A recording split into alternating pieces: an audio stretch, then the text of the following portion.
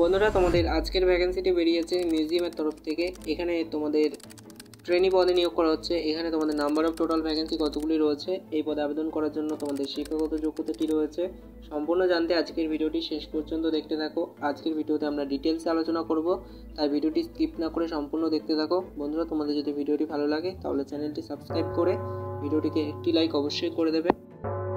বন্ধুরা, তোমাদের আগেই বলে দিয়েছি এখানে তোমাদের মিউজিয়ামে নিয়োগ করা হচ্ছে। এখানে তোমাদের কোন মিউজিয়ামে নিয়োগ করা হচ্ছে আমরা একটু দেখে নিই। এখানে তোমাদের বিড়লা ইন্ডাস্ট্রিয়াল অ্যান্ড টেকনোলজিক্যাল মিউজিয়ামে নিয়োগ করা হচ্ছে। এটি তোমাদের ministry of culture of government of ইন্ডিয়ার তরফ থেকে তোমাদের এই মিউজিয়ামটি। এবার আমরা একটু দেখে নিই এই পদে আবেদন করার জন্য তোমাদের নাম্বার অফ টোটাল ভ্যাকেন্সি কতগুলি রয়েছে এবং এখানে তোমাদের কোন পদে নিয়োগ করা হচ্ছে।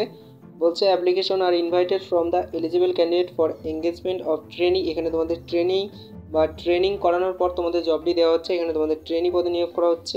এখানে তোমাদের নাম্বার অফ টোটাল ভ্যাকেন্সি রয়েছে 3টি।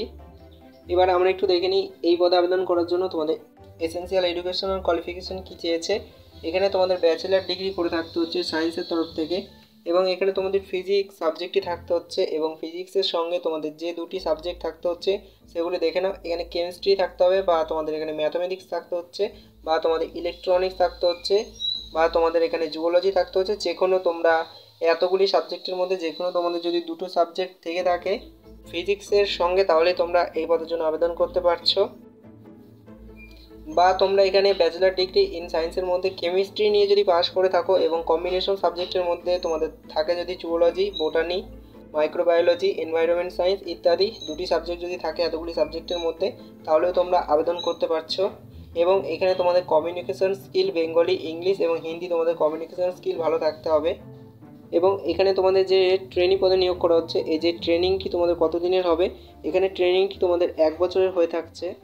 এবং এখানে তোমাদের ট্রেনিং চলাকালীন তোমরা খুব ভালো মানের স্টাইপেন্ড পেয়ে যাচ্ছ। এখানে তোমাদের পার মান্থ 16,500 টাকা তোমরা স্টাইপেন্ড পেয়ে যাচ্ছ। এবার আমরা একটু দেখে নিই এই পদে আবেদন করার জন্য তোমাদের অ্যাপ্লিকেশন কী রয়েছে, হাউ টু অ্যাপ্লাই। এখানে তোমরা সম্পূর্ণ অফলাইনে অ্যাপ্লিকেশন করছো। এখানে তোমরা বলেছে কি আমরা একটু দেখে নিই এখানে তোমাদের অ্যাপ্লিকেশন করার জন্য কি বলেছে। বলছে eligible are interested candidate may submit their application in plane paper giving name, postal address, email address, telephone number, educational qualification and other details along with self attested photocopies of all certificate. এখানে তোমাদের কি বলেছে, এখানে তোমাদের একটি plane কাগজের মধ্যে তোমরা তোমাদের নাম লিখছো এবং তোমাদের যে অ্যাড্রেস রয়েছে সেটি লিখছো, ইমেল অ্যাড্রেস দিচ্ছ, টেলিফোন নাম্বার দিচ্ছ, এডুকেশনাল কোয়ালিফিকেশন দিচ্ছ, এবং এখানে তোমাদের যে ফটোকপি রয়েছে ফটোকপি তোমরা একটা অ্যাটাচ করে দিচ্ছ। এবং তোমাদের যে ঠিকানা রয়েছে এই ঠিকানায় তোমরা পাঠিয়ে দিচ্ছ। অ্যাপ্লিকেশন করার লাস্ট ডেট কত রয়েছে, এখানে 5/1/2024 তোমাদের অ্যাপ্লিকেশন করার লাস্ট ডেট রয়েছে, অর্থাৎ জানুয়ারি মাসের 5 তারিখ পর্যন্ত তোমরা অ্যাপ্লিকেশন করতে পারছো।